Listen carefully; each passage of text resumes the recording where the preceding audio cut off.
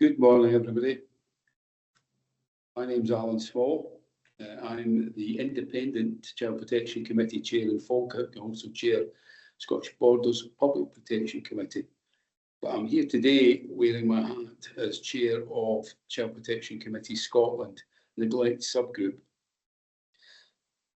So this webinar is part of the Child Protection Committee Scotland 2024 Neglect series.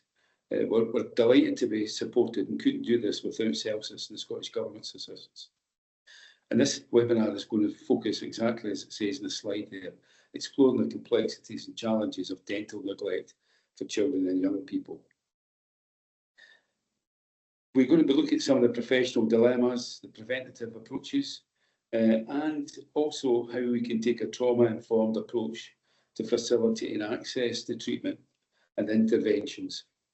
We're going to discuss dental neglect and impact it has in the wider context of concerns that services may have regarding a child. I mean, remembering a definition of neglect, the fact that it's not meeting a child's needs on a regular basis. And, you know, health needs are up there amongst everything else, but not meeting a child's health needs can point to so many other factors in a child's life.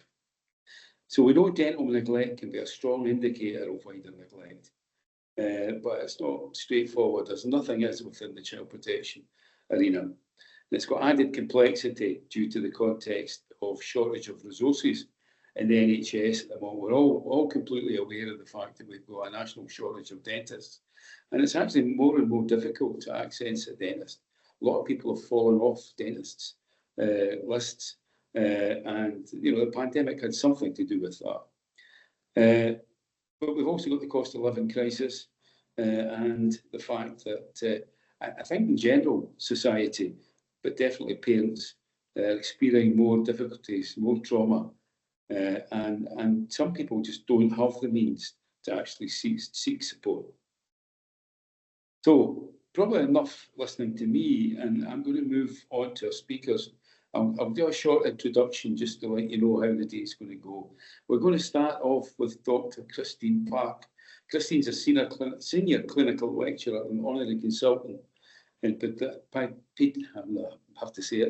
paediatric dentistry at Glasgow Dental Hospital. And Christine's going to explore the approach taken with NHS dentistry and the challenges at the present time and some of the potential solutions. So right into that issue that we're all aware of. Followed by a bit of a double act, Dr. Mary Albiston and Dr. Sari Jewett, both from NHS Education Scotland. Mary's a clinical psychologist and head of programme, and Sari is a principal educator and specialises in transforming psychological trauma. And they're going to look at trauma and the psychological support approaches that have been developed in recent times, along with the growing awareness of the importance of trauma-informed approaches and relationship-based practice. And then finally, finishing off the day, we've got Laura Wright. Laura's an oral health practitioner, and she's part of the Child Smile programme in Inverclyde. And she's going to take us through some of the preventative approaches that can be used in the community. As I say at the end of that, and I'm going to have to leave this just before the end of the webinar, but my colleague Joe McGinty, who's a child protection coordinator from CELCIS, is going to lead the plenary session. Okay, I'm delighted to see we now have over 200 people on this webinar. At that point, I'm going to hand over to Dr. Christine Park. Christine, over to yourself. Thank you very much. Hopefully the slides are moving there. Fingers crossed. But welcome everybody and thank you for joining me today. As Alan said, my name's Christine. I've been involved in researching the role of the dental team in child protection for the last 15 years or so. And I could talk about this all day, but I am doing my best to curtail it to 20 minutes this morning. So hopefully by the end of my little chat today, you will have some sort of idea about the professional responsibilities of dental teams regarding safeguarding and protection of children. And also, hopefully, you can have more of an idea about how dental teams might work together with your own agencies and also families to safeguard and protect children. But I'm going to definitely have an emphasis on what the dental team can maybe provide for you as well to help you make decisions as you're going through your working days. So from a dental point of view, we're governed by the General Dental Council as our body. So they expect everyone who's registered with the General Dental Council has to be aware of procedures involved in raising concerns about possible abuse or neglect of children and vulnerable adults. So that includes dentists, dental nurses, dental therapists, also dental technicians and things as well. So all dental professionals, whatever role they have a responsibility to raise concerns about possible abuse or neglect of children or vulnerable adults. And it's their responsibility to know who to contact for further advice and how to refer. When I am teaching my undergraduates, what we teach them is a little bit about how dentistry and the things we might be concerned about fit into the well-being wheel and the overall well-being of children. Often we find that dentists are thinking, well, it'll just be in the healthy bit, you know, dental health, that'll just be in healthy, but actually the dental health of children feeds into a lot of other things, because if they have toothache, they're not at school as much, so that impacts how well they are achieving. If they've got front teeth that don't look very nice, that can affect their self-esteem, and it can actually also affect how peers interact with them as well. So there's lots of areas that it can play into. Sometimes dental teams get a wee bit antsy about sharing information. So general dental practices are businesses, and there's sometimes they can be concerned about what information they can share and what information they can't. So we do emphasise to them that information can be shared when safety is at risk or when the benefits of sharing information outweigh public and individuals' interest in keeping confidential. Dental teams also have other people that they can contact if they've got any concerns and not sure what they can share. They have indemnity, and indemnity providers can give them information as well. So perhaps you might contact a dental practice in the future to ask a bit of information. They might seem a wee bit hesitant on the phone or however you're contacting them. They might go away and get advice and then come back to you rather than giving you the information right there and then, especially if it's not something that they're used to doing. So the vulnerable children when it comes to dental neglect are the vulnerable children when it comes to general neglect as well. So under fives, kids who don't have as many lifelines, if you like, or external lifelines as older children do. And from a dental point of view, they are regular attenders. So these are children who are repeatedly not brought to their dental appointments, or they repeatedly return in pain from their teeth, or they're exposed to risks of general anaesthetic, and especially if they are exposed to risk of general anaesthetic on more than one occasion. In general, the dental issues are the #1 reason that children have a general anaesthetic in Scotland. It is unfortunately very well accepted by parents, but it is the #1 thing that is the reason for general anaesthetics. Not just Scotland, but the rest of the UK as well. From our point of view, when it comes to dental neglect, all of the kids who've got medical problems or disabilities, they are more at risk of dental neglect as they are for neglect and other types of abuse. And also, they are more likely to have a serious impact on the rest of their general health or development. If they've got any dental disease, it tends to have a bigger impact on them. And care experienced children as well tend to be more vulnerable because they're moving about, they're seeing different dental teams. They don't always have that continuity of care with a specific team. So families are able to move to any dentist they like, as long as they can get registered at any time. And the dentist that they were registered with initially won't automatically know that they've registered with someone else until they get their statement of dental remuneration through at the end of the month, which will tell them that, but they won't know until then, and families don't have to tell them if they are deregistering with a practice, and then that practice won't know who they've registered with in the future. So when we're talking to our undergraduates and postgraduates, we are talking about our responsibility to contribute to the wider picture of children's wellbeing, bearing in mind that we might have opportunities that are really important, and if we have an opportunity to help a family, if it's missed, then it might not arise again for some time, and we know the consequences of that can be really damaging. Children still are getting checkups at the dentist, or entitled to checkups at the dentist every 6 months or more than that.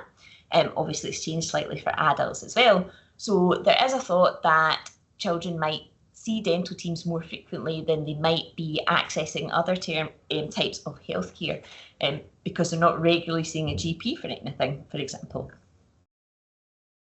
So when it comes to definition of dental neglect, there are two definitions that are about. There's the British one, which is the persistent failure to meet a child's basic oral health needs, likely to result in serious impairment of a child's oral or general health or development. And that's the one that we work to. The other one that floats about is the American Academy of Pediatric Dentistry definition, which is willful failure. But we use the persistent failure, so they don't have to intend to dentally neglect their child, but it's just this persistent failure to meet their basic oral health needs. We do have to resist erroneous assumptions. So dental caries has a multifactorial etiology. There is variation in susceptibility on an individual level. We know that there are inequalities in dental health, regional inequalities, and social inequalities as well. So the most deprived areas have more caries, so the most deprived children have more caries than the more affluent peers. There are gross inequalities in access to dental treatment. So in access to general dental treatment and also in access to specialist paediatric dental care. So not every health board has any specialist paediatric dental input. If you're in Glasgow, you do. If you're in Edinburgh, you do. If you're in Dundee, that area. But if you're elsewhere, you have practices there are having to access specialist input from miles away if they need it. And there's also a lot of different treatment philosophies out there. So it might be that a child's got a lot of dental decay and the dentist has decided they are going to do a preventative approach. So the decay might still be really obvious, but you wouldn't be aware that there's actually something going on behind the scenes. And families could be engaging, but the teeth still could be looking not very good. So how does it relate to general neglect? So severe dental disease can cause toothache, which can lead to disturbed sleep and difficulty in eating or change in food preferences, and lead to absence from school or nursery. And it also puts them at risk of teasing from their peers, or perhaps getting repeated antibiotics if they have dental infections, or repeat general anaesthetic, or having severe infections leading to big fat faces and that kind of thing, which can obviously also have an impact on their airway. So it can be really serious, and we have had cases where it's actually led to brain abscesses as well. So it can have a really severe and long-lasting impact to children. So what does the research tell us about it? So when it comes to caries, so dental decay, we know that children who are abused are 8 times more likely to have untreated decayed teeth.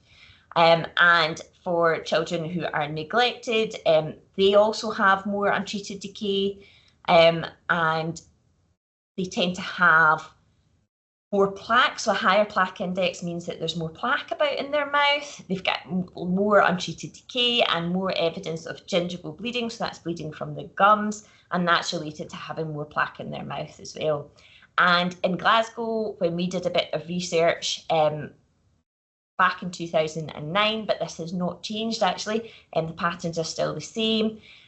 What we found was that there were lots of children who were referred for comprehensive medical assessments as part who had identified welfare concerns, and we set up dental assessments as part of that comprehensive medical assessment. Most of the children we saw were all more deprived in this kind of social issues, but actually lots of them were registered with dental services, but that hadn't been discussed with the family, and no information had been requested from those dental services before they came for the comprehensive medical assessment. So unlike the medical notes, which were all there in abundance, there had been no contact with their general dental practitioner, and in fact hadn't even been asked whether they were registered with the dental practitioner. But even though so many of them were registered, there was still a big proportion of them who needed urgent dental care. So that means that they had active infection in their mouth. And they also had more untreated decay and more teeth missing due to dental decay than the national means. So they hadn't received as much dental care as their general population peers. So we talked about the two definitions, the willful and persistent neglect. So what is the difference? So from the British Society of Paediatric Dentistry definition, dental neglect is where the dental problems have been pointed out, and afterwards families who are not engaging, so irregular attendance, or repeatedly not bringing the children to their appointments, or repeated late cancellations. So we have this disguised non-compliance where the family phone up and cancel quite late and always have another appointment rebooked. So it always looks as if they're going to come, but they can go for months or years without actually being seen. Or they are families where they've pointed out the dental treatments, they've made a dental treatment plan and agreed appointments to come back, and then the family don't complete the treatment. They're not brought back for all stages of the treatment. Maybe they're brought back to get them out of pain, but they're not brought back for future preventive treatment. Or it's families where the children are only brought when they are in pain, or they're needing general anaesthetic for dental extractions, and especially more than once. So you would hope that one big event where the teeth are so decayed, we can't fix them, multiple teeth need to be taken out, they go for their dental general anaesthetic, they're back to having a healthy mouth, but with less teeth. And we hope at that stage that all the preventive treatment is then listened to, that doesn't happen again. So when it does, that's quite a big thing for us. Indicators of dental neglect, it's obvious dental disease, and it's obvious disease that you guys who are not dental professionals would be able to notice. So you'd notice it as you're taking your own kids to school, that sort of dental disease that you can see when other children in the playground. It's dental disease that has an impact on the child, and in situations where practical care has been offered in a practical way that suits the family, yet they've still not been brought back for treatment. So the practice is bent over backwards to try and accommodate families, but they're not brought back.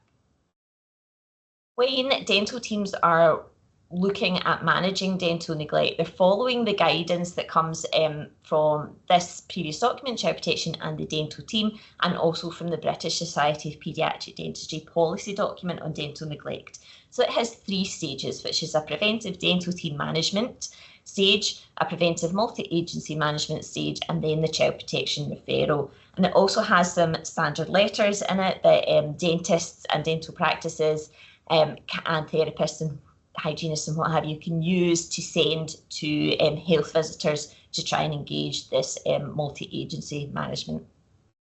So stage 1 is just the preventive dental team management. That's where the dental teams raise their concerns with parents, offer support, set targets. Those might be simple targets like you need to brush your teeth twice a day with an appropriate strength of fluoride toothpaste. They're keeping records and they're monitoring progress. Stage 2 is when they begin to liaise with the other professionals, so health visitor, maybe school nurse or doctor, might be a social worker if there's somebody involved as well.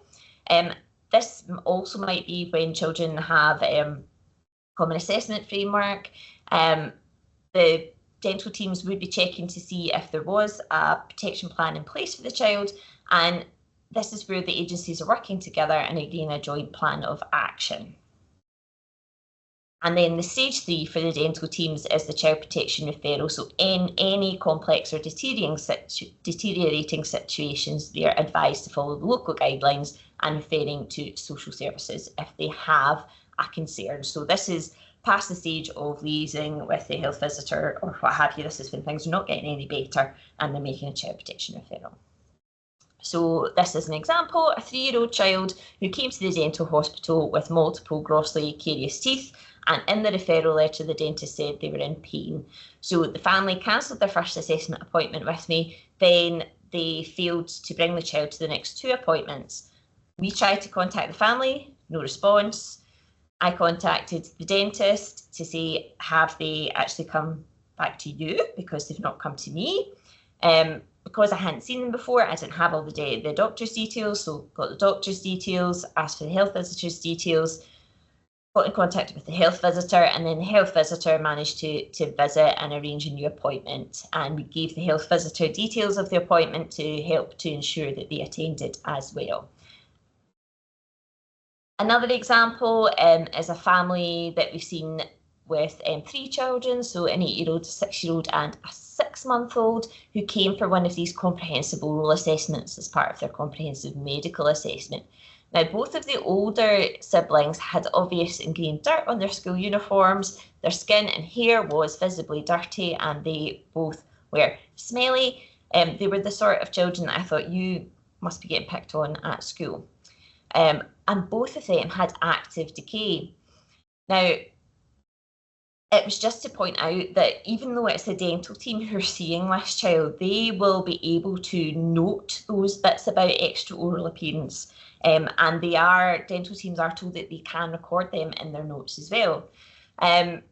What happened in this family is that, the dad was blaming the children. They never brush their teeth when I tell them to. So there's a bit of ignorance there, and families still in this day and age don't know that children need help with toothbrushing until they're 7 years of age. But if you were never shown how to brush your own teeth, how can you properly brush your children's teeth if you're not able to do it and nobody's ever shown you? So there's a really important role, and Laura's going to talk about that more as well later. And in contrast, in this family, the 6-month-old had beautifully clean, freshly laundered clothes. They actually had 2 teeth and they were beautifully clean, not a speck of plaque on them. So like other forms of abuse and neglect, it's sometimes not all the children in a family who are experiencing dental neglect. Sometimes it can just be a few of the siblings or one or what have you. But that gave us that bit of information that actually this family knew how to look after the teeth, but for whatever reason the older children were experiencing dental neglect. So what happened in that situation was that we told the father of the family, these are the things that need to be done for your children's teeth, for their oral health, and they elected to go back to their own dentist, which was fine. So I sent a copy of the report I had done on them back to the dentist, and I gave the dentist a phone to check that they were actually registered. And at that stage, that dentist was able to tell me that, yes, they're registered, but they always don't complete treatment. But when they're there, they're actually really good and they let me do everything that I need to do. But we've made treatment plans before, they failed to complete treatment. And then a few weeks later, she actually phoned me to say they've actually not returned again. And it was at that stage I contacted the social worker to say what's happened. And they'd actually been accommodated in a different health board, and then they had registered with another dentist. But as you know, in lots of cases, there's this lack of communication. So the social worker hadn't let the registered general dental practitioner know, and the family hadn't let anyone know either. And it was only because I knew who everyone was that we were able to work out and close the circle here and close the loop. So irregular attendance and failure to complete treatment are alerting features of neglect, and those are things that dental teams will know about and will be able to tell you about when you're trying to gather information about children. So we've got that little bit of information that some other services won't have. Information sharing is obviously essential, and emphasize that on a couple of points. So, especially for neglect, but also physical injury, the dental team can provide this little bit of information, part of that jigsaw that might be the first link in a chain and for a family in crisis, or maybe to prevent something awful happening to a child in the future. What do we expect the dental team to do is observe, record what they've done and communicate and refer to other people for assessment. They are not expected to diagnose neglect, although they may be able to diagnose dental neglect, but they're not expected to be able to diagnose, if you like, neglect. So they're asked to share their concerns with the named person if available, health visitors, school nurse, medical colleagues, and they're all expected to know who to go for if they need help and advice, and if they need to refer in the future. So dental teams have all this information and they should know what to do, and they get training as undergraduates, and there's also postgraduate training available for them. And as you saw at the start, the General Dental Council makes it plain that they need to know what to do. So just a final thought, because we know it's difficult, and dental practices are businesses and people are scared about losing families from their practices, and we know that about maybe 37% of dentists in Scotland will have had concerns about abuse or neglect or one of their paediatric patients at some point in their career, but only about 11% actually ever refer those onwards. And that kind of mismatch between those who suspect and those who refer is actually a global phenomenon, and it's been reported for years and years in the literature, and we've never really got to how to get that reduced. So we know it's tricky. So what I tell the teams that I teach is, if I'm ever not feeling confident or I'm upset by a parent's reaction, I put myself back in the child's shoes and then imagine myself as that child grown up thinking, that dentist saw me, knew I needed help, and ... What do you want the rest of the sentence to be? So rather than the dentist having this fear of making the wrong decision, it's trying to support them and empower them to go with their gut. And they're always worried about complaints. So what we say is, well, I'm sure you never ever want a complaint in the future from a grown-up, realising that you could have done something for them when they were a child but didn't.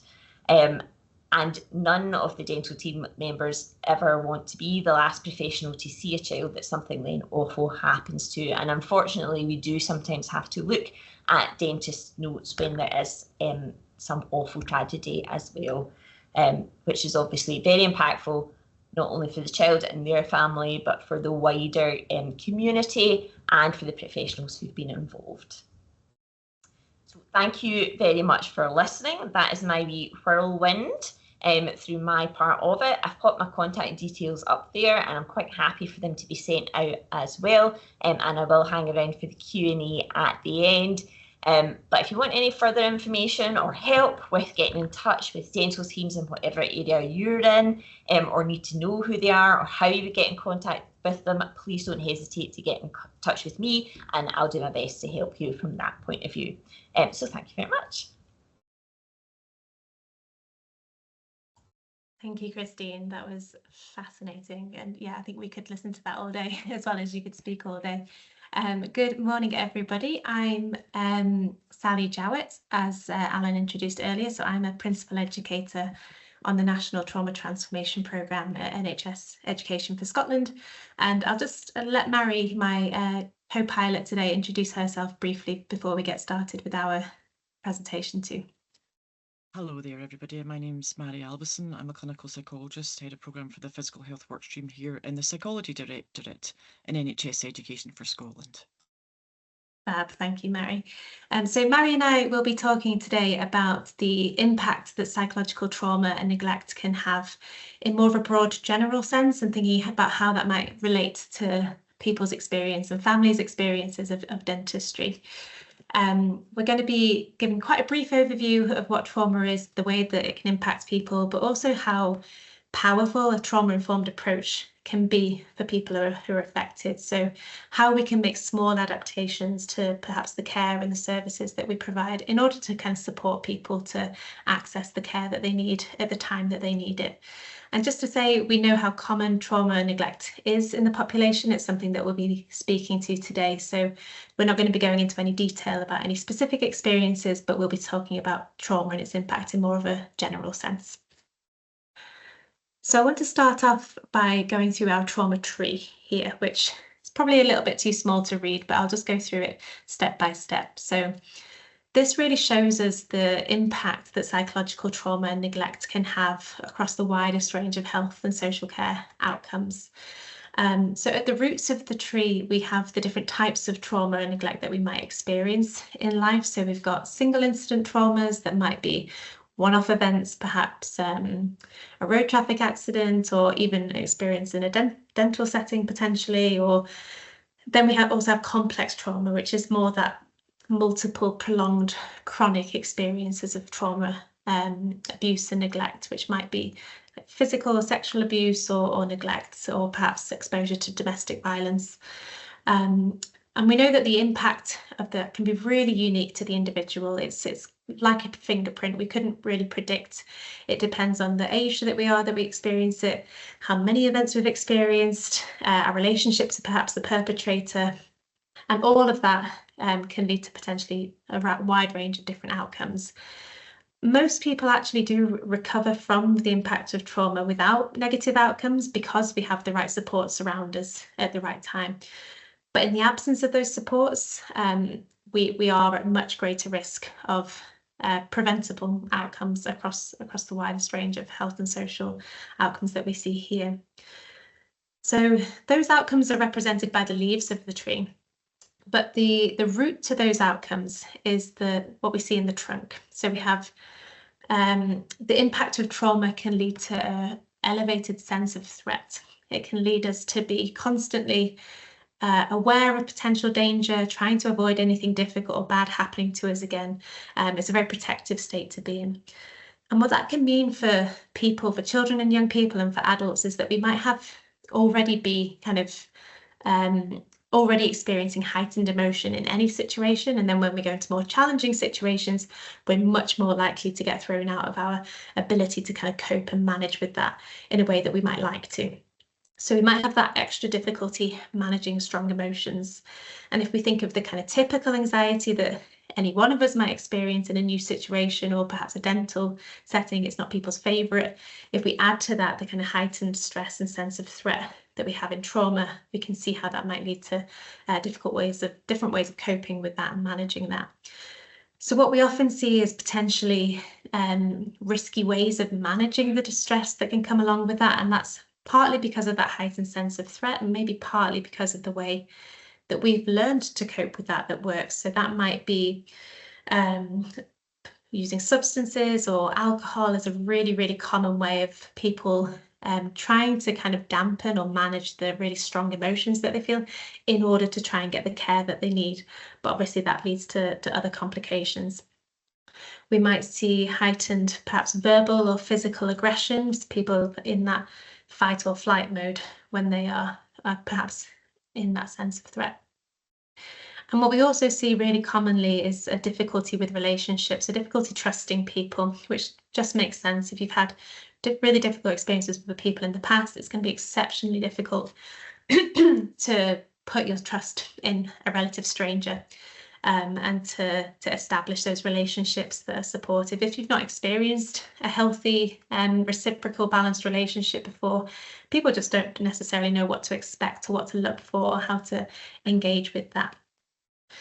For children and young people in particular, if we think about attachment, when we've got difficulties and we need an adult to kind of meet our needs, in the context of trauma and neglect, often what children might experience is perhaps not getting their needs met and learning that actually, even if I cry or ask for help, help doesn't come, or maybe I'm not worthy of that help and support. Or we might see, people need to escalate those asks for help. And I only get help if I really demand it or ask in a really kind of really obvious ways, for example. So kind of more like externalizing behaviors, that kind of thing. So all of that combined means that it can be really, really difficult for people to access services and organisations across the board in society. And if we think about any service or opportunity that we have, most of them require us to travel to another place, see a stranger. In the case of dentistry and some medical settings, perhaps have an invasive or more intimate procedure, which is just going to be exceptionally difficult for people who've had an experience of trauma previously. And that goes for families and adults too. They were children once as well, and they come with their own experiences. If they are in that sense of threat, it might be really difficult for them to engage and place that trust in somebody new. As Christine mentioned earlier, they might never have been taught that, how to brush their teeth or how to have healthy coping strategies. So we know that we each learn, we use what we have around us to cope. And for some people those are helpful coping strategies, and for some people those are more unhelpful coping strategies. The final thing to say here is that trauma can really affect the way that we view ourselves and the way that we expect to be viewed by others. So if we have negative experiences with other people, we're going to be much more likely to expect blame and shame from other people around us. So if we have missed appointments or finding it really difficult to come along one day, we might have an additional layer of fear or shame around how that's going to be perceived and how we're going to be treated, or perhaps making people angry or disappointed. And we can see how it can have a bit of a snowball effect there. So that's in a nutshell the potential impact that psychological trauma and impact can have. We know that the more trauma and neglect that we experience, the more likely we are to have these negative outcomes across the board. And in the most recent Scottish Health Survey, it was found that 15% of people in Scotland reported 4 or more adversities in childhood by the time that they were 18. And on top of that, we know that 1 out of 4 women have experienced a form of sexual violence. We know that 70% of the population have experienced some form of psychological trauma in their lifetime. So we are working with people affected by trauma, whether we know it or not. And that's just to summarise that here, that wherever we work, whether that's in a dentistry setting or a GP practice or even a leisure centre, we are going to be coming across with people affected by trauma. It's really important that unless we proactively are aware of that and adapt what we do, people are going to face really significant barriers accessing the care that they need at the time that they need it, which can lead to delayed care or emergency care because people weren't feeling safe enough to access it earlier. And this is just to summarise a little bit of what I've said there about the potential experiences that people have. There's more and more research coming out now with interviews with adults affected by trauma and their experience of dentistry, and some quotes that just really highlight just how challenging it can be for people who've had traumatic experiences perhaps in the past or going through them at the time. So, going to an unfamiliar place, having to lay down for treatment, having the dentist's hand over your mouth, risking making the dentist angry, all of the unfamiliar equipment and language can really heighten that sense of threat for people. So in some ways, it's no wonder that people learn to potentially avoid going to that or struggling to engage with that regularly. Okay, so I'm going to hand you over to Mary just now. Hi, everyone. Yeah, I'm just going to give you some very key highlights here in terms of why we think it's very important to be considering a trauma-informed approach with regard to dental settings. So what we know is that there's a link between trauma, experience of trauma and avoidance on quite a large amount of different areas, but obviously dental avoidance is one of them, and dental treatments and dental assessments. So we do know that because of that, there's clearly going to be a link between poor oral hygiene and the experience of trauma. Now, as just going on from what Sally's been saying, the essence of trauma is essentially quite largely a breach. It's not always, but a large component of it is a breach of interpersonal boundaries. There's other types of traumas that are not like that. For example, things like tsunamis and things like that. But generally speaking, most types of trauma do involve a breach of an interpersonal boundary. And because of that, this then brings the area of dentistry to the forefront, because to do any kind of work on a person's teeth requires a large degree of trust, back to what Sally had said in the previous slide about the intimacy of the nature of this work. So we're asking people to give up control, essentially, temporarily, and while they sit and have their examinations. And what we know is that can be quite difficult, particularly if somebody's been orally abused. They're going to be potentially terrified if they're going to be asked to undergo these difficult procedures, and that's a normal reaction. And it's normal to feel anxious as when we're going to the dentist, but obviously people who've been traumatized will have levels of anxiety that are to the point of causing significant difficulties. And we need to be more trauma informed. We all need to do, and the work that Sally does in the trauma work stream is extremely important, and it helps our staff in Scotland and the NHS and partnership areas to become more aware of why it is important to think about trauma in this setting. So just some key messages really is that we need to be thinking about, does the person coming along, be they the parent, be they the child, have any history of trauma in their lifetime? We're not necessarily saying that people need to ask that, but we're always saying it has to be in the back of our minds that this could be the case for anybody that we see, because it can have a cascading effect on our health and our attendance in dental and medical settings. And also there's other peripheral issues that can affect our attendance as well, and our ability to communicate. So for example, cognitive, other communication difficulties, levels of awareness, concentration, all those other things that can have layering effects as well that we need to consider.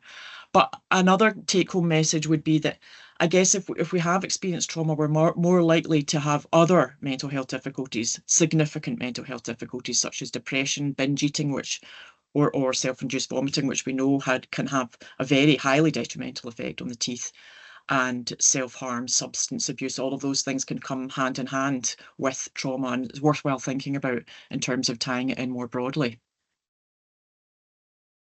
So we do know that people are much more likely to avoid the dentist if they have experienced trauma and have those poor oral health aspects to their teeth, and they're much more likely to be emotionally dysregulated. And I think it's going to be potentially more challenging to build a therapeutic rapport with people who have been in that situation. And we do know that people who have experienced torture and who are refugees are much more likely to experience things like dental anxiety, and thereafter potentially dental avoidance, but not always, but still there is more avoidance going on, and potential for re-traumatization. Possibly they could be experiencing flashbacks that you're maybe not aware of if they're in a dysregulated state and their body's trying to protect them, and they're going back to that when they were traumatized. And obviously they can develop other types of dental difficulties like grinding and facial tension. Back to you, Sally. Thanks, Mary. So just the final few slides from us here. So how can we respond to the impact of trauma, of what we've just explained there, in a trauma-informed way? We don't have time to go through it all today, unfortunately, but we will point you in the direction of where you can learn a bit more. But essentially, the principles that we embed throughout our approach in any setting are these 5 petals and the flower in the centre of the image here. So if we can provide a relationship and an environment that's embedded with a sense of safety, we can build trust, we provide people with aspects of choice and collaboration, and empower people in their treatment. Those are the key ingredients to helping people with that sense of threat and be able to overcome those barriers and start working and engaging with their care. Those have been chosen because those are the polar opposite of what people have typically experienced in traumatic relationships, which by their very nature have a complete lack of choice, no collaboration, breached trust, no safety, very unsafe and very disempowering. So if we can thread those principles into absolutely everything that we do, explaining to people each step that we take along the way, having informed consent, providing choice where and wherever we can, and empowering people with what recovery and treatment would mean for them and how do they want to approach it. All of those things can make an enormous difference to people's care. And it really can be really small changes making a huge difference here when we're thinking about adapting the care that we do, whether that's pausing a little bit or changing the physical environment of our waiting room to feel a bit safer. I worked with a man just last year actually in a complex trauma service, and one of the things that we did was support him to work with his dentist more because he was avoiding it. He had decaying teeth and and it had got into a really bad state. But the dentist was incredible and really worked alongside him to bring these principles into everything that they did. And he was able to get treatment, and then he started to feel more confident. He started smiling at his neighbours more, and it just had a really lovely snowball effect of helping him re-enter society, essentially. But what this diagram shows is it's not just down to us as individuals to provide those principles. It has to be embedded throughout the whole system that we're working in. So everything from the physical environment that we're working in to help that feel safe, but also through our policies and procedures. What happens when somebody doesn't turn up? Sometimes we see services, because they have to manage the throughput, there might be a letter that says each missed appointment costs the NHS however many pounds, and that can really trigger that sense of blame and shame and make it really difficult for people to pick up the phone and rearrange or cancel, because they've got that fear response there. So how can we find that balance between helping our letters and our policies, our systems reflect the principles that we have in the middle there, in order to really remove those barriers and support engagement with people in the longer term? So I'm conscious of time, so I won't go through all of the quotes here. I just want to pick out one or two just to highlight what people can do differently. So the one in the middle here, this is a quote from somebody who had a history of trauma, who was able to engage with their dentist because they said that atmosphere is essential. I was able to rest. They said, we're going easy, we're going to go at your tempo. He's so good at making me feel safe, not just throwing me in the chair, pulling me backwards, and off we go, which is how it was experienced previously. You will get the slides if you'd like to read these through in a bit more detail, but just for now, this is our plug. If you want to find out a little bit more, we've got a website with all of our freely available resources on there. Really encourage you to take a look. I'll just pop it in the chat. No, I won't. I'll pop it in the Q&A after we finish. And that is us. So I believe I will be handing over to Laura. Thank you so much for your time. We are hanging out for the Q&A, so if you've got any questions, please do let us know. Over to you, Laura.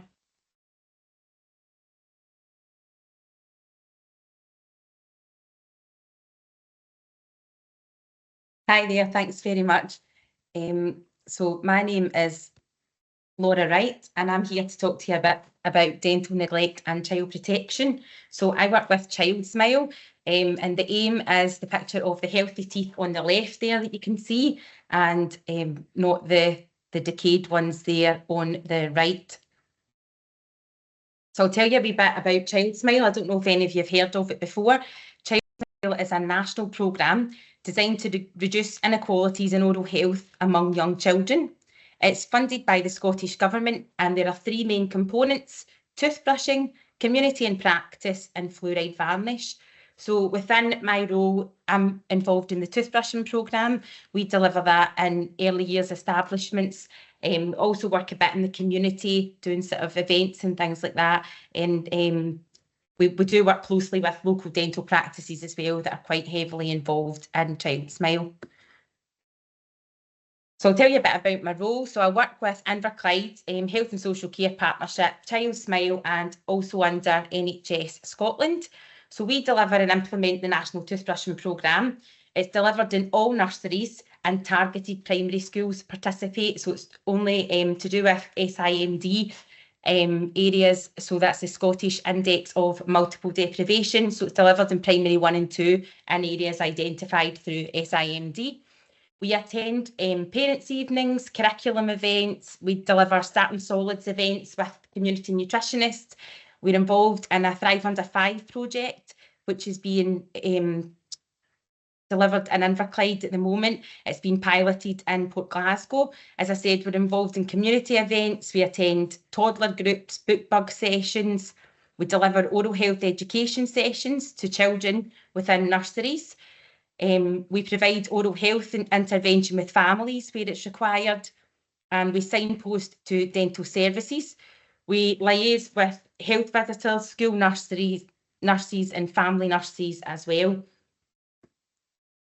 So is dental neglect a child protection issue? So I think we've already addressed, following on from what Christine had said, yes it is. So dental neglect is known as the persistent failure to meet a child's basic oral health needs, likely to result in serious impairment of the child's oral, general health or development. And that was brought in by Child Protection and the dental team in 2013. So it's not a new thing. This has been about for more than 11 years. It's not a new thing, but I think it's quite often not prioritised. And it's just really good to get the opportunity today to highlight that along with colleagues as well, because it's really, really important and it's often not prioritised.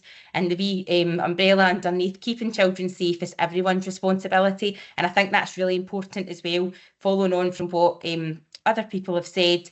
You know, we've all got a part to play in child protection. So the importance of good oral health, and some of the things I'm going to discuss are sort of following on from what Christine have said and the other girls as well. But I think it's really important and it's not repetitive, even if we are all saying the same thing, you know, because all these different approaches, it's all really important and it's all really valid. So for good oral health, it obviously prevents ongoing dental issues. So if before the sort of treatment gets to the irreversible stage, it's really important to prevent ongoing issues, to get the treatment when it's required. It aids good general health. The baby teeth maintain for the space for the adult teeth. So ideally, the baby teeth should stay until they're lost naturally. People are under the impression the baby teeth don't matter because you get another set of teeth. Baby teeth are, in actual fact, a really big deal. And I've done a presentation in this years ago. Baby teeth are a big deal when I was doing some of my training, and they do matter. They're there and they should be there until they're lost naturally. And just because they get another set of teeth, you know, doesn't mean it's okay for them to be lost before they should be. The teeth obviously support with eating, they assist with speech, and a healthy smile improves a child's confidence as well. So problems associated with poor dental health. So you can see the picture there in the top right is a poor wee soul with some really badly decayed teeth there. So obviously the implications of that is they're going to have pain. They're going to be suffering unnecessarily with that. It's going to then give them nutritional problems. It'll affect their diet and they won't be able to eat because it's uncomfortable. It can affect their speech. Obviously, we've talked again about some of these things already. Sleep deprivation, it will disturb their sleep because everything's always much worse at night if they are experiencing toothache. And as Christine had said, tooth extractions for children are normally done under general anaesthetic, which obviously comes with risks for everyone as well. But I believe, as I was told by an anaesthetist years ago, that the risk for under 5 is actually doubled for the general anaesthetic. So quite often when the child goes for anaesthetic, if there are concerns with the teeth, you know, they'll just take as many as they need just to avoid them going back to another appointment. So ones that are maybe looking decayed and they don't think that they will comply with treatment, then they'll just do these lists and they're absolutely horrific. I worked in the hospital prior to this role and it's really not nice. Attitude to the future dental treatment. So it's the trauma for the child. If the child is, you know, they're going to theatre to have their teeth extracted and they're waking up, there's all these different professionals there, all the lights and things like that. It's absolutely traumatic for them. And then they wake up, they come round from the general anaesthetic, they're feeling groggy and whatnot, and then they've got absolutely no teeth. The anaesthetic wears off the pain. So that's really not going to help with their attitude to future dental treatment. It would interfere with their play and socialising. So if they had siblings, they maybe wouldn't feel like interacting. If they were going to clubs out with school, they would miss them. They would obviously be absent from school or nursery, and in turn, the parents may have to miss work. So that has other implications as well, because not everyone's in a position where they would get paid, obviously, if they had to have time off work and things like that as well. So it can have a whole lot of implications thereafter as well. So accessing dental services, so that does continue on the NHS. It continues to be increasingly difficult, especially in vulnerable and disadvantaged communities due to lack of NHS dentists. So it is proving quite difficult as well. The cost of living crisis we've touched on also, some of my colleagues here, it does play a role because basic purchases are prioritised over preventative dental treatment and associated travel expenditure to available services. Now, where we are in Inverclyde, it's very difficult for us. There's not a lot of practices. It does fluctuate from time to time, but there's not a lot of practices taking on NHS dental patients. And but we can send them anywhere, so you don't have to sort of live within the area. So for example, myself, I live in Ayrshire and I travel to Glasgow to my dentist. Now that's not a problem for me and my family, because touch wood, we don't tend to have, you know, problems. We just go for our routine appointments, and that's not a big deal. We can attend every 6 months or as recommended by the dentist. So that doesn't really impact us much going along. But for somebody that's really struggling for various reasons, financially as well, the travel expenditure to get to available services, you know, it's not there, it's not convenient for them. And if they are a vulnerable family, and they're less likely to go to an appointment if they're going to have to travel, and they've got the associated travel expenditure costs as well to get there. There was something called the Scottish Dental Reform, that things all changed on the 1st of November last year, and fees and things were increased for NHS dentists. So hopefully that should make a positive impact, but it's still too early to see the benefits from that. The dentists have also changed as well. So some practices, you just be guided by your dentist or your client's dentist, your patient's dentist. They won't always want to see their patients every 6 months now. And a lot of people are up in arms in that. The dentists get a bit of bad press, which is very unfortunate for them, because there's a lot of good dentists out there. As Christine said, they're very much businesses. We're not allowed to recommend practices. We always just say to go to the local ones. We've got a list in our area, and we recommend them to go where's convenient for them or where's taking on patients. But they do get a bit of bad press, but unfortunately the fees didn't reflect you know, the treatment time and things like that. It was a very difficult time for dentists. Anyhow, digressing a bit there, but the fees have been increased, and the dentists are not seeing some patients as regularly. It's not necessarily a bad thing. If your dentist only wants to see you every 12 months, it's probably because you're a low risk patient, because they don't have concerns over your oral or dental health. So, you know, don't be offended by that. If anything, take it as a compliment.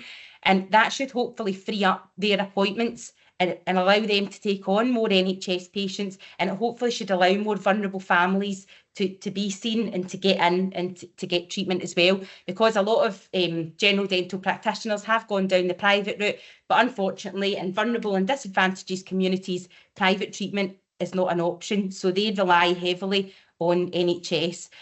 So hopefully in time that should make a big difference. And Child Smile programme participation is really vital in aiding prevention. So we do a lot of work around sort of promoting like dental decay is preventable. So we promote prevention, and a lot of the work we do, we work with children with the toothbrushing programme, and we work with families. There's a lot of education out there. Also, there's extended duties dental nurses who do the fluoride varnish application. So this is all vital in aiding prevention. It's just about getting the education out there, educating families and just supporting them. Sometimes they just need a wee bit of support and guidance. And as Christine had said before, toothbrushing should be supported up until the age of 7. Maybe some families aren't aware of that. And we work with the children in nursery, they get the opportunity to do it themselves, but it should always be supported by the parents. And most importantly, what we do within nurseries and schools as part of Child Smile should be in addition to at home, but it's not always. Sometimes, unfortunately, these wee souls, it's the only opportunity that they're getting to brush their teeth, but it's really, really important and it's vital. So how do we identify dental neglect? So was not brought to multiple visits. So obviously a child can't take themselves, I work in the children and families team, so we with under 5s, they can't take themselves along to a dental appointment. They're relying on their parent or carer making that appointment for them and taking them to that appointment. And if any treatment's required, taking them to subsequent appointments. So you can't really put them down as a DNA in a practice that did not attend, because they're not choosing to not attend. They're relying on somebody to bring them and they're not being brought. So that's a really important thing to highlight as well. If a child has high caries rate, which is just another word for decay, where extensive treatment is required, then that would obviously raise concerns as well. If they had to be referred for general anaesthetic, for multiple extractions, or even a dental clearance, which basically means the removal of all teeth, then that would raise concern. Children suffering with persistent pain and not being taken to the dentist, that would also raise concern. I have actually had an establishment that I work with contact me, a nursery previously, to say that the child was suffering from toothache. They've highlighted this to a parent at pickup, and this has gone on for a couple of weeks and it's still not been dealt with. So they raised the concern with me. I got in contact with mum, and it turned out that mum was a dental phobic. So she hadn't taken the child along to the appointment because it was traumatic for her. She was going complete dental phobic, and she didn't want to pass on her fear and anxiety in relation to the dentist to that child.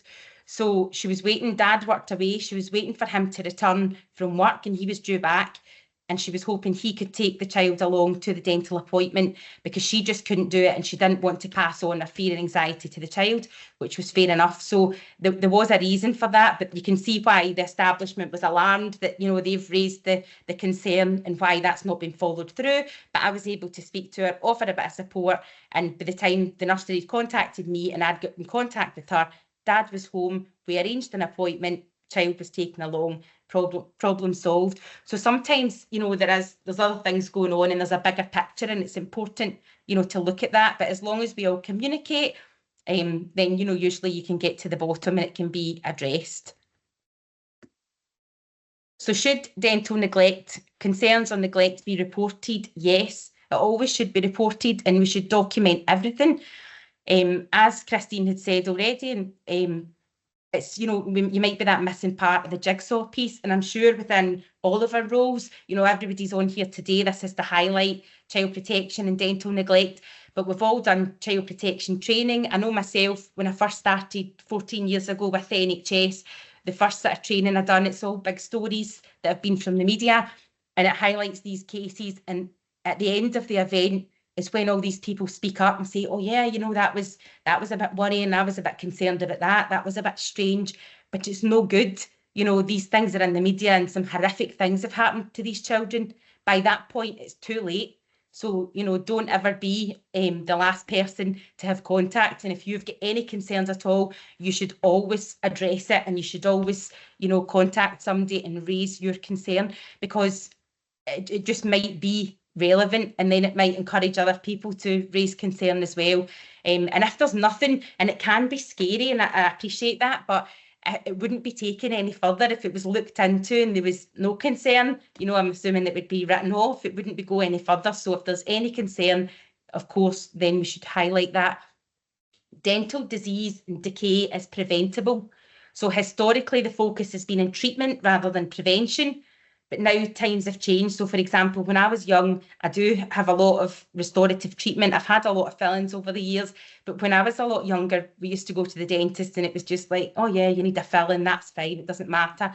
You know, I've still got all my teeth, I've not lost any, but I've had, you know, quite a bit of treatment. Nowadays, there's a lot of people, you know, my age or even older, that have not even had any treatment, and that's becoming more and more common, and because it is preventable. So I think that's really important that we focus on prevention, and that's a big part of the role that I'm in and something that I'm really passionate about. There's a lot of education out there. As I say, we work with children and their families. We do sessions with the children. We do oral health education sessions. We get down with the children on the floor. We play dentists. You know, we've got disposable mirrors, we've got gloves, we give them the whole experience of the dentist. It's all about promoting this friendly, caring image of the dentist. And the optimum goal is we want them to go along every 6 months or annually, you know, as the dentist would like to see them. We want them to go along and it's a happy and it's a positive experience. They are sitting in the dental chair, they're having their teeth counted, they're getting a wee sticker, we'll see you back in 6 months or a year. We don't want them to go along and to be terrified, to be traumatised. Their first experience of the dentist being, you know, you need to be referred for general anaesthetic, waking up in that theatre with all these people, all the lights haven't been put to sleep and all your teeth removed. That is not what we want, and that is something that we can prevent. So it's just about educating the families as well and breaking the cycle. Learned behaviour is something as well that I always refer to. And if you're brought up in the, you know, environment of they don't have a good diet, they're not in a good routine of cleaning their teeth, they're not regular dental attenders, then, you know, they're going to fall into that pattern, and then their families again. So it's just all about educating families, educating children, educating professionals, and breaking that cycle, so that in future, you know, we can keep these teeth for as long as possible. Usually dental neglect goes hand in hand with other forms of neglect, but not always. So if it's just dental neglect, it shouldn't be just dental neglect, it's still neglect, and that should still be prioritised. An example of this, I was working in a nursery doing one of these oral health educations that I talk about. We read a dental related story, we talk about experience of the dentist, we play games with the children, we talk about safe times to eat sweet things, which is usually with a meal, so either as a dessert or straight after a meal is safer dentally for your teeth, because it's all about the frequency of the sugar. So we teach this to the children, we talk about the families at the parents' events and things as well. But this child, I was doing the wee story and we were doing the sugar game and things with them. This child highlighted herself to me as having no teeth. She put up that she had no teeth.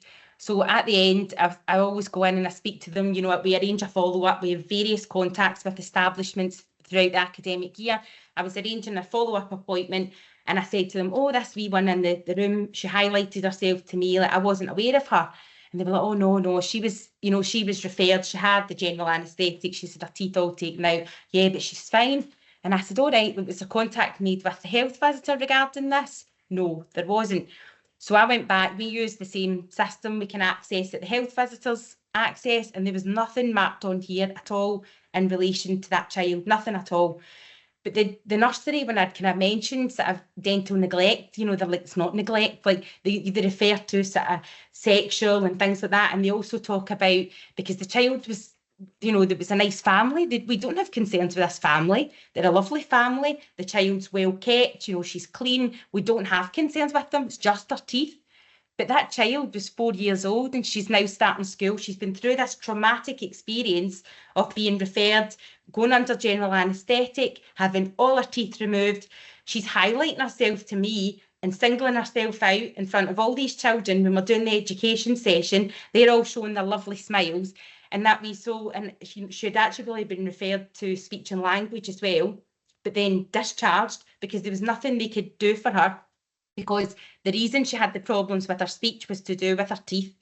Anyway, she wasn't involved with the toothbrushing within nursery either, because they were under the impression, well, she's got no teeth. But from showing me, I could see that her adult teeth were starting to erupt, they were starting to pierce through the gum. And it looked to me, I can't diagnose because I don't work clinically, but it looked to me as if, they were starting to get decay from just coming through, because they weren't being brushed. She probably hadn't changed her habits in relation to diet and things like that. So it's really, really important, and that's a really good example of there should have been contact made, there should have been a concern raised there with the health visitor, with ourselves, and we could have put some support in place for that family, because yeah, they might be a nice family, she might come from a nice home, she might, but this needs addressed so that she doesn't go down the same route with her adult teeth, because we all know after that you don't get another set of teeth, and the next set of teeth, she's, if she was going to get another set, it'd be a set that you keep beside your bed at night, and hopefully, we're not going down that road. So that family just needed a bit of support. We could have offered some oral health intervention, we could have worked with them, just a wee bit of education. They maybe weren't aware. Marketing's got a big part to play as well, because a lot of things are marketed as being healthy and they're not. So this is a really important point as well to make. So some families think they're doing the best thing because they're buying, organic things like dried fruit. There's health benefits, but they're horrific for the teeth. The consistency of them and the sugar being released. So it's just all about educating families and just supporting them. They didn't have a dentist.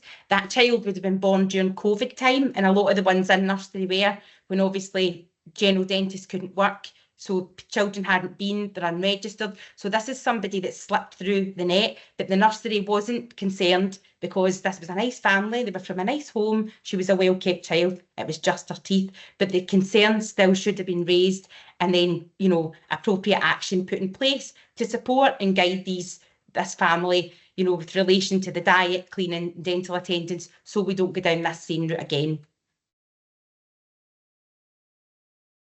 So who should we contact? So because I work with under 5s, it's the single point of access number to alert the health visitor. So I don't know if you're aware, but the health visitor is the named person for a child under 5. So I've popped the phone number there, but that's obviously for Inverclyde because that's the area that I work in. So you would need to find out within your own area who that would be. Obviously social work, your local oral health team, which would for Inverclyde would be ourselves, and we could support, but you can look up and find out who that would be, just to offer a wee bit of support for families. And also a note of concern could be raised. And it may seem scary, as I've said, but it's all our responsibility, child protection, and that's really important. So I've popped on some QR codes there as well. The first one takes you direct to the Child Smile website, and the second one is for NHS Inform, and it just helps you find a local practice in your area. But there's also a sort of triage list that takes you through, just if it's out of hours and things, who that you would contact to be seen, or if you're unregistered, if you don't have a practice. So thank you very much for listening. I'm Laura Wright, and I've popped my contact details there. I'm happy for anyone to contact me if you've got any questions in relation to any of this, or to signpost you. And if it's not something that I can answer, then I'd be happy to signpost you to someone who could answer. Thank you so much.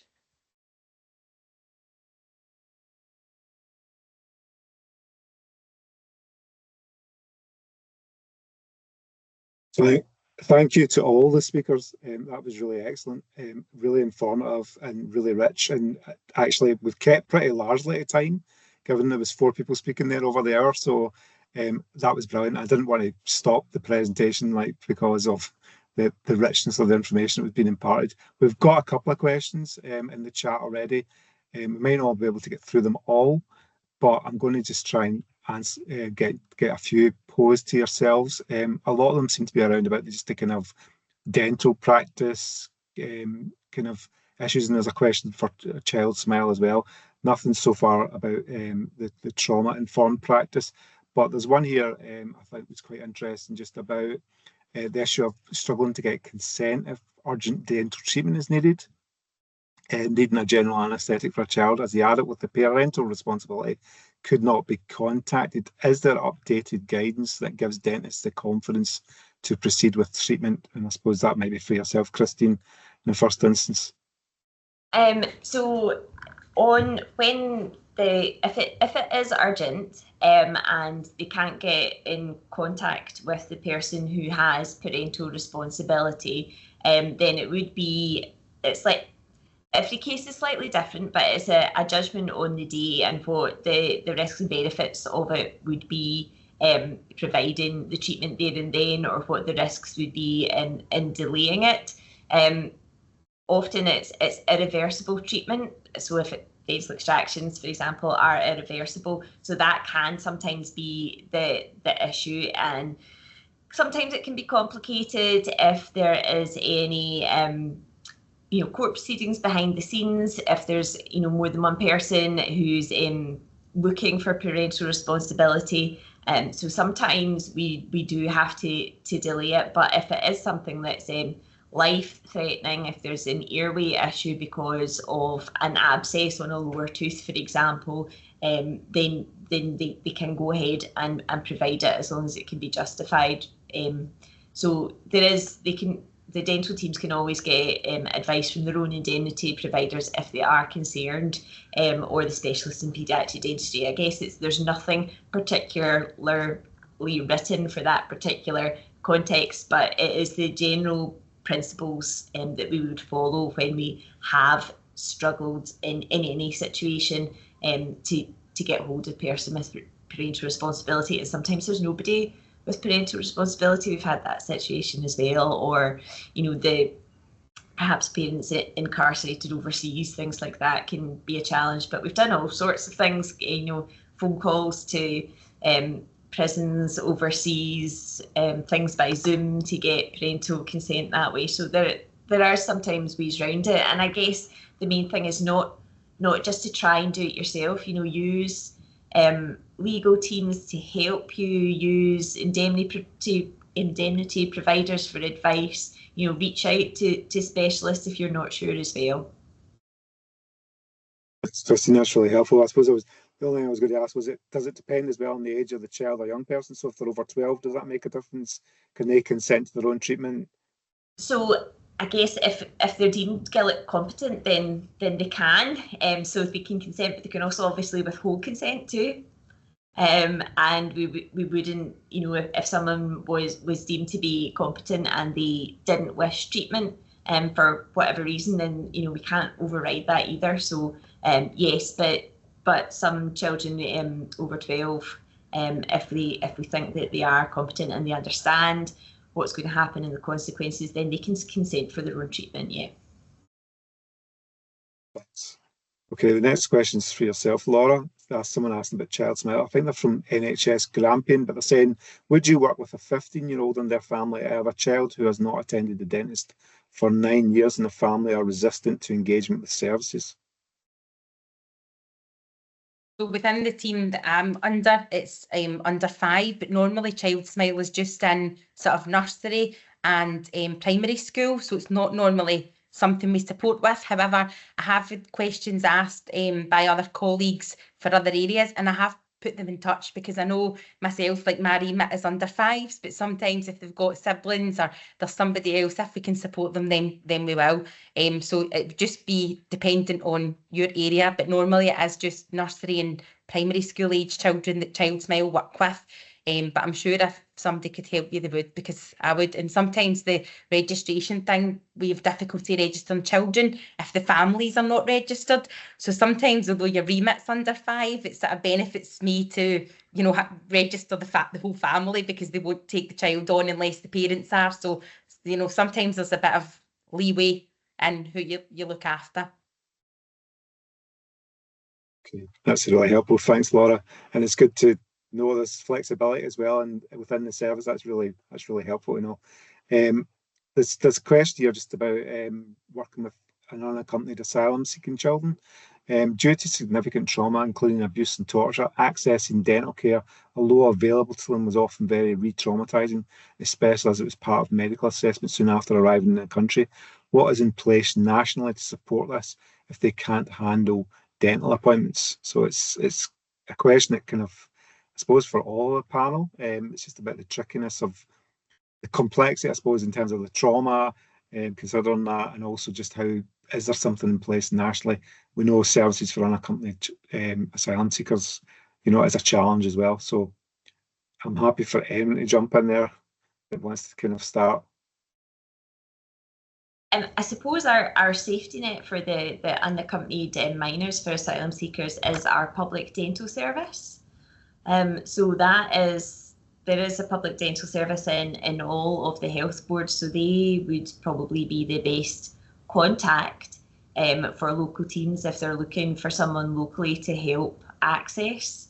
So whether it's putting them in touch with that, and then if that's difficult, then we do the dental hospitals. We do offer video appointments, and we can do that for people who are children or young people who are not able to physically come into a dental setting.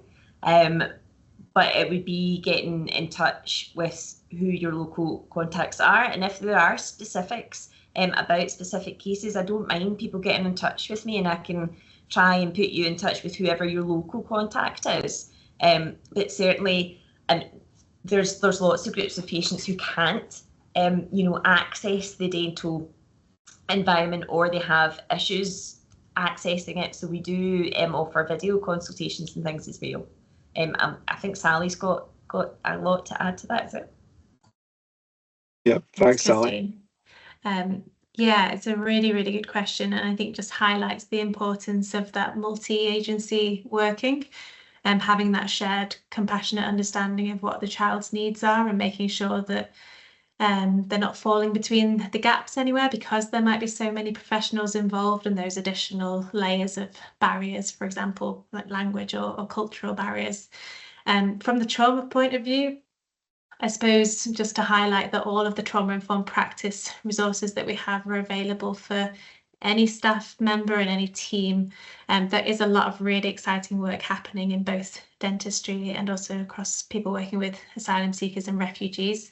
But in terms of just what we can each do to contribute to that picture and have that shared approach, I think, yeah, it's on each part of the system to look into where we're noticing the impact of trauma and what we can do to adapt differently. I've worked in asylum seeking with asylum seeking populations before in trauma services, and I think it's really on us to be doing that cross-sector collaborative work, so reaching out to the dentist if we can and saying, you know, can we, you know, as well as the dentist, maybe looking into and accessing resources to help them understand trauma and how they can adapt it. Can we also work alongside our mental health teams or CAMs or GPs and that kind of thing to have that shared approach, just like Christine and Laura have been saying throughout. Thanks, that's really helpful. So that collaborative approach is really kind of crucial to this. And part of what you answered, Christine, is actually answered someone else's question. This seems to be from a student from Fife. Don't know if they're a dental student, but they're just asking about the public access dentistry, where children with particular challenges can go, and I suppose adults as well. Is this a universal service across health boards, or is it Fife specific? And you've kind of answered that by saying there seems to be services like that in all health board areas. So that would be somewhere where, like, unaccompanied asylum seekers or people with particular challenges, learning disabilities, etc., could attend those services. Yeah, and often to get hold of them, sometimes you need to be referred by a local general dental practitioner. So that can sometimes be tricky, but there are dental services, and if they don't have their own dentist but they are still needing access, then there will be local dental contacts that they can get hold of, or other professionals can get hold of to get support put in place. And maybe they only have to go to the public dental service for a short time, and then they would go back to general dental practice as well. But sometimes they need that little bit of input before they go, you know, back to a general dental practice. Thanks, Christine. Probably got time for one more question here, and this list relates to, I suppose, looked after children as well, and just thinking of bits about parental rights and responsibilities within that context. So John Gallagher, senior social worker, has asked if children are subject to a CSO, which is a compulsory supervision order through the hearing system, where CSO includes guidance, treatment, care and protection, would dental treatment need separate parental consent? I suspect the answer to that is it would still require consent, but I'll let you come in, Christine, to that one. Yes, so it does still need consent, especially if we're doing something that is not reversible. So sometimes the dental teams will get in contact with local authorities if the local authority has, you know, parental responsibility, or whoever else that's involved to get particular consent for that, especially if it's something interventive that we're planning. Sometimes that this compulsory supervision order that's there, that would cover checkups and things, but if there's something particular interventive that's happening, then most dental teams would probably write to, you know, local authority or lawyers or whoever it is to check, especially if they're going to do something that can't be reversed in the future, and that, you know, in the future someone could challenge why it was done at that time. Thanks, that's really helpful. Might just have time to squeeze one last question. This is from Judith Tate, who is involved in a case review involving dental neglect, and she's keen to understand when or what year the recognition of dental neglect as a child protection issue was established or embedded in practice and procedure. I think, Christine, you probably know the answer to this off the top of your head. Sure. So the British Society of Paediatric Dentistry, they first published their definition in 2009. So that was the first British definition of dental neglect. But research-wise, dentistry has been publishing their input to child protection since actually not long after the Henry Kemp's battered child syndrome. So we're talking about 60 years or so of input. So I guess the definition for the UK's definition is 2009, that was established. But research-wise, there is sort of discussion in the literature about it before that, using the different definitions, the American definitions and things before that. Okay, I'm going to try and squeeze one more question because I think it's a really good question. It's on the trauma-informed aspects, and it's from Shamila Ahmed from Resilience Learning Partnership. She's asked, how do we ensure that practitioners, whether that be dentists, social workers, health visitors, do not blame and shame people during exploration around their child's dental health or any other aspects about neglect similar to overweight children families? How do we do this without shaming? And yeah, it's a question, I suppose, for everyone on the panel. I don't mind coming in, but I think Sally and others might want to come in as well. Our work stream are doing a national programme on looking at motivational interviewing within dentistry settings. I know that doesn't quite answer all of your question, of course, but it's interesting because that is trying to change people in dentistry settings, their consultation style, so that their words are coming out as not shaming. There's also an interesting module on stigma and people who I've just recently worked for weight management services. There's an interesting training module on stigma and people who are overweight. I'm not aware of anything for that in dentistry settings, but it would be interesting to develop more training, teaching and training. And Sally, how would you say that links in with the work that you do? Yeah, absolutely. Yeah, and hello, Shamila. I know Shamila from other work. I think, yeah, and I would also go back to the previous point about that collaborative approach, about it being a whole team thing. It's so important that we're not adding any experience of shame or blame to what is already an exceptionally difficult situation. So I think supporting the whole team, both with individuals, but the whole team, so we have that shared understanding, compassionate understanding of just how hard it can be for families to pick up the phone, to walk through the door, to wait in that really busy waiting room in what's already quite an anxiety-provoking situation. So I think if we're all able to have that shared understanding of just what the impact of trauma might be having on somebody and why they might be presenting in a way that for us can be quite challenging. It might be missed appointments or not reliably engaging with treatment for and we're not necessarily sure why, or perhaps that really difficult verbal and physical aggression potentially that all might just be pointing to the impact of trauma.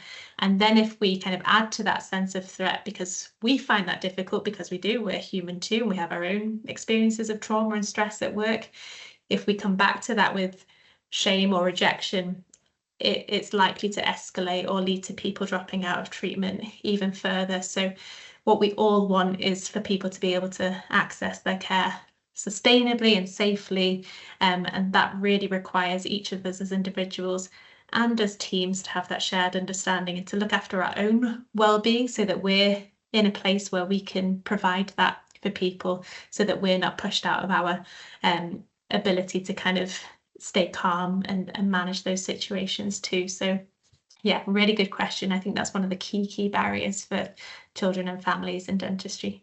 So Christine, do you want to come in there? I just want to add that when we are teaching the students to give oral health preventive advice, then they are, taught to do it in a non-blaming way. But it can be difficult when people are being told this is entirely preventable, and then their child has caries or other issues that they're then blaming and shaming themselves. So often we're saying, right, this is the situation now, and we can deal with this now, and then we're going to stop this happening again. And these are the things that we can put in place to help you, but you are the one who's going to do most of the preventive. We can give you all the tools, but you're the one who's going to do it. But it comes down to style. I'm not sure every single dentist will have the same style. Obviously, lots of work being done with trauma-informed training for dental teams and our dental students, which is wonderful. But what I would say is that if a family's not getting on with a particular dentist and they can register somewhere else, that they are free to do that. And I guess it's keeping in touch, because there's different dentists for different people. We are all human. Thank you, Christine. And we're bang on 11 o'clock. We managed to keep the discussion going. We could probably go on for longer, but that is us out of time. So I just want to thank everyone that's come along to speak today.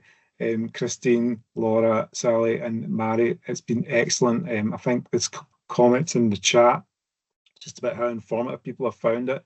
The presentations will be available in due course once we get the kind of videos edited and all the rest of the things we do. And we do a transcript, etc. And any presentations as well will be sent out to the participants. But just want to give a big thanks and if people can show their kind of appreciation with the reactions. There was lots of claps and love hearts during the presentation for everyone that was speaking. So just want to echo that again and thank you very much.